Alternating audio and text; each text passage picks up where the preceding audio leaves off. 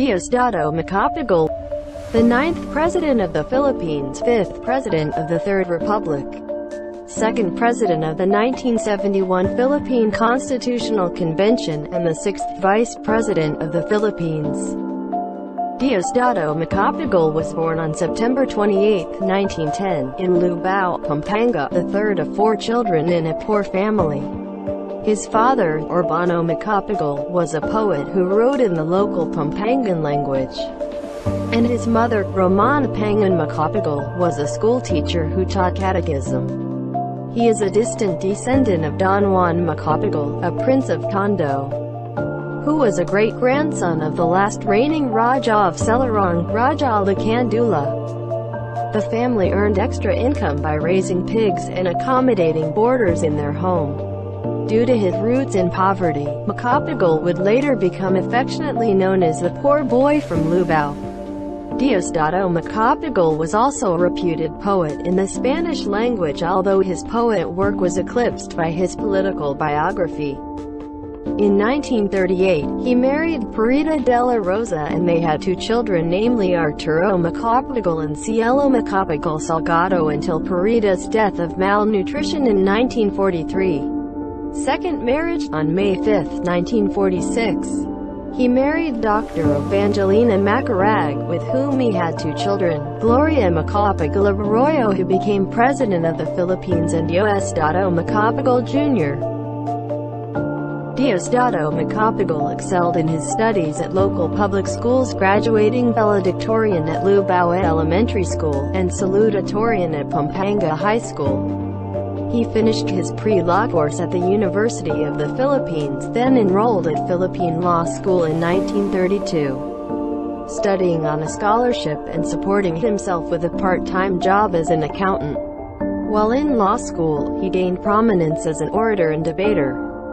However, he was forced to quit schooling after 2 years due to poor health and a lack of money.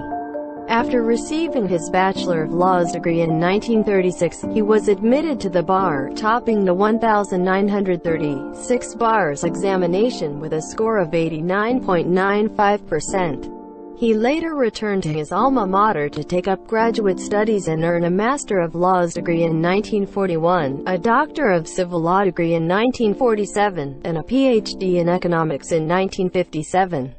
1957, Diosdado Macapagal was conferred Doctor of Civil Laws and Doctor of Economics. Macapagal's contributions and achievements. He established the first land reform law, allowing for the purchase of private farmland to be distributed in inexpensive small lots to the landless. Macapagal instituted a public land clearance program to make new farmlands available for immediate use.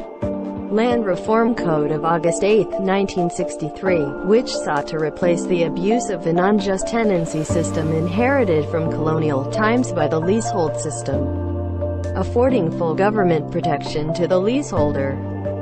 The positive result obtained in 1966 demonstrated the value of the land reform program in materially improving the local living conditions of the rural poor. Emergency Employment Administration.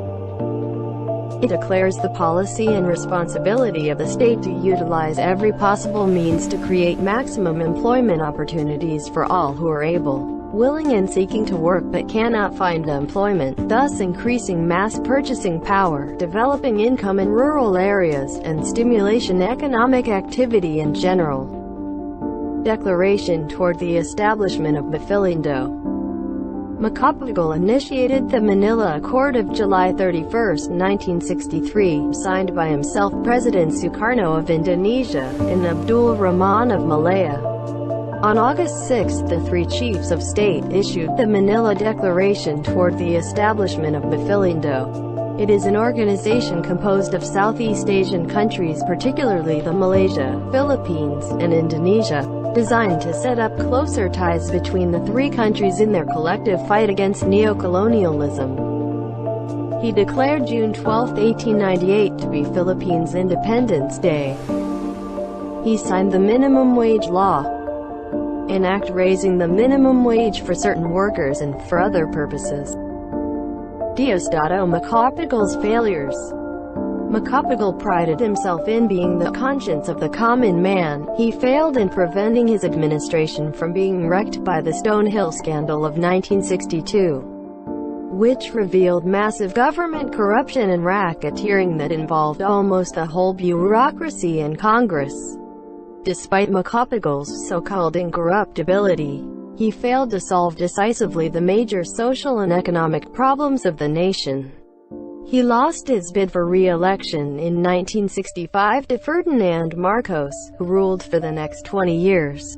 The devaluation of the Philippine peso started during his term, which makes him, in the eyes of some, root of a lot of problems in our country.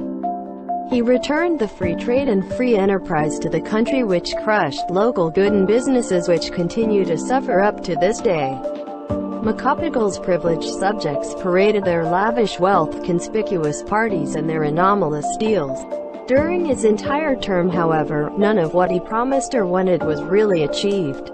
This makes him look like quite a bad leader of the country, contrary to what he was supposed to be. He's a type of person who's more on talking rather than action. Ferdinand Emmanuel Adrilan Marcos. Ferdinand Emmanuel Adrilan Marcos Sr.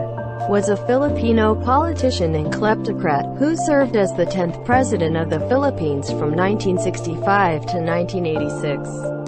He was born in September 11, 1917, Sarit, Philippines, died September 28, 1989, Honolulu, Hawaii in U.S. His wife Imelda Marcos, made infamous in her own right by the excesses that characterized her and her husband's conjugal dictatorship, is the source of the term Imeldific. Two of their children, Jaime Marcos and Ferdinand Bongbong Marcos Jr., are still active in Philippine politics. Marcos attended school in Manila and studied law in the late 1930s at the University of the Philippines, near that city. Marcos is a Philippine lawyer and politician, as head of state from 1966 to 1986. Established an authoritarian regime in the Philippines that came under criticism for corruption and for its suppression of democratic processes.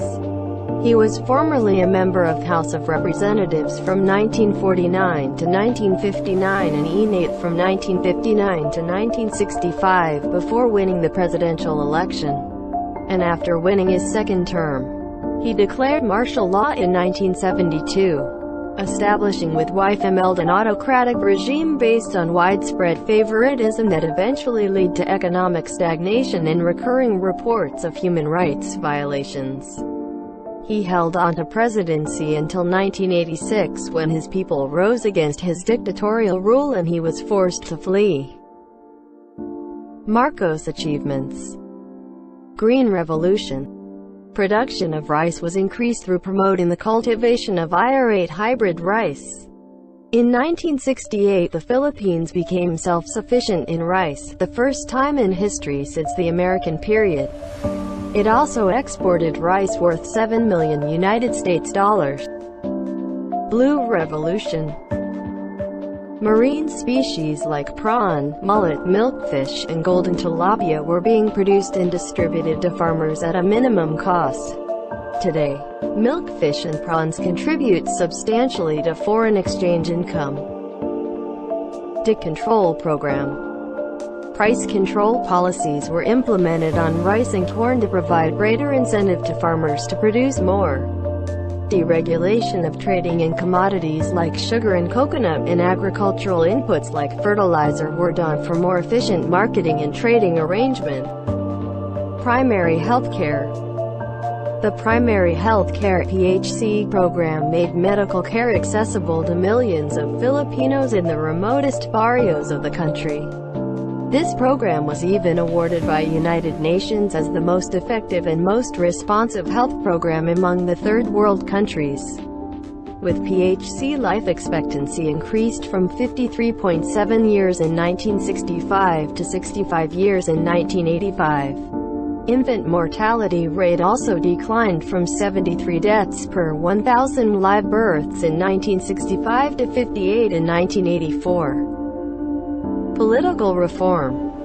The structure of government established by President Marcos remains substantially the same except the change of name, inclusive of superficial features in laws, to give a semblance of change from that of President Marcos' regime. Peace and order. In 1966, more than 100 important smugglers were arrested. In 3 years 1966 to 68, they arrested a total of 5,000. Military men involved in smuggling were forced to retire. Peace and order significantly improved in most provinces. However, situations in Manila and some provinces continued to deteriorate until the imposition of martial law in 1972. Failures of Ferdinand Marcos. Philippines' external debt. Marcos went on a borrowing spree. In between the 70s to early 80s, the external debt reached from $4.1 billion to $8.2 billion in 1975, and it went higher up to $24.4 billion in 1982. Human rights violation. Around 8,000 people, including representatives, common libertarians, journalists, students, and work pioneers, were captured and confined without fair treatment upon the announcement of martial law. Freedom of expression and of the press. All forms of media were controlled by the government due to martial law. Media personalities who had criticized Marcos, his family, or his administration were taken to Camp Crame without any charges being filed. The collapse of the Philippine economy. The impoverishment of the economy led to the loss of support of the middle class and the small-time landowners and farmers in the regions on the Marcos administration. The assassination of Ninoy Aquino. The bullet that killed Ninoy Aquino stirred up the bloodless EDSA revolution on February 22–25, 1986.